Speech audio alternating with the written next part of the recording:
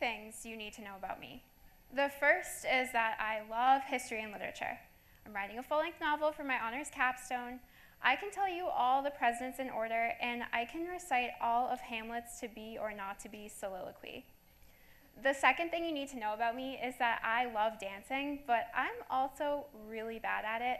I don't know if you can tell from looking at me, but I'm 5'10". I am a lanky disaster, but dancing makes me really happy. The third, and arguably the most important thing you need to know about me, is that I was the horse girl. You know the one. There was a decent portion of my life where I genuinely thought that my horse was my best friend. So, what do these things tell you about me? I'm quirky, I'm eccentric. What you might actually be thinking is the honest truth. I'm a loser. It didn't take long for me to come to the realization that my likes and interests weren't considered cool. When I was in middle school, a group of classmates told my best friends not to sit next to me on the bus because I might smell like a horse. When I was in high school, I had an English teacher sit me down and tell me that I shouldn't pursue a career in writing because I'm not very good at it and it's not a very realistic goal. I learned that if I hid my passions from others, I was less likely to be ridiculed. So, I went to a business school instead of pursuing a degree in writing. I never danced in public for fear of getting laughed at, and I quit horseback riding altogether. The problem was, I wasn't happy. The most challenging times in my life came when I pushed aside those very passions that make me who I am. I distinctly remember that great existential crisis at 17 years old. Who am I?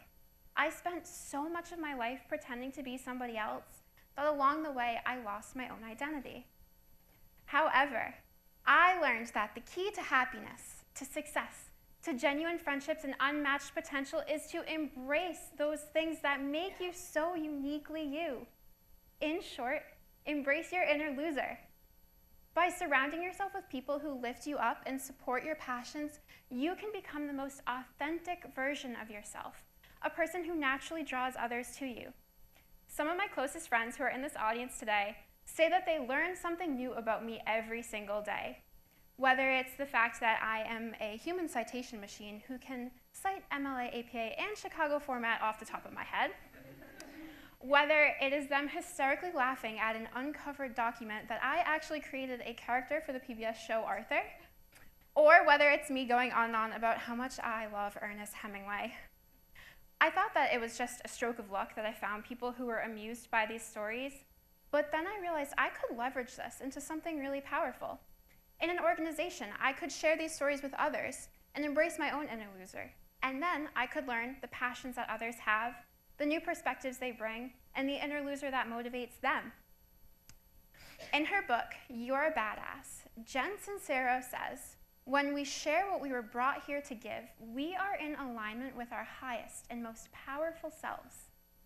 These are some of the most important words I have ever read. During my freshman year at Bryant, I had a professor sit my entire class down and tell them to write down what they wanted to be as children versus what they want to be today. It was so shocking to everybody how quickly they gave up these passions and goals for something more realistic and attainable. The thing is, we all have unique talents and gifts that are specific to us.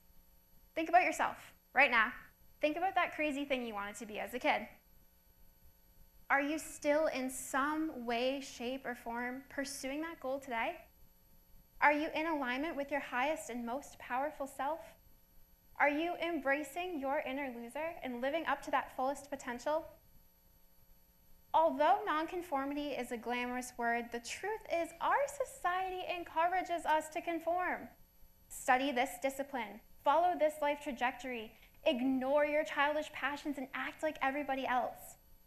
Giving up these expectations and embracing your inner loser gives you the opportunity to forge meaningful relationships and authentic leadership in the future.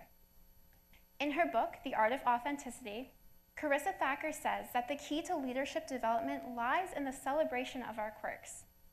We spend so much of our lives hiding our quirks from others, but the truth is, those are the most interesting and crucial components of our character.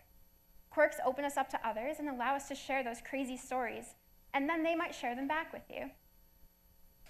It might feel uncomfortable to call yourself a loser, but it's time to take a step back and think about what you might be pushing aside. Are you in alignment with your highest and most powerful self? Are you embracing the goals that were set for you? Merriam-Webster's dictionary defines a loser as a person who is incompetent or unable to succeed. Let's redefine that. In this room today, a loser is somebody who goes forth fearlessly, forging a future of genuine and authentic leadership. A loser is somebody who is themselves and inspires others around them to do the same. So, write a book at business school. Dance like no one is watching, and if it's your thing, be the horse girl. Embrace your inner loser, and others will embrace it too. Thank you.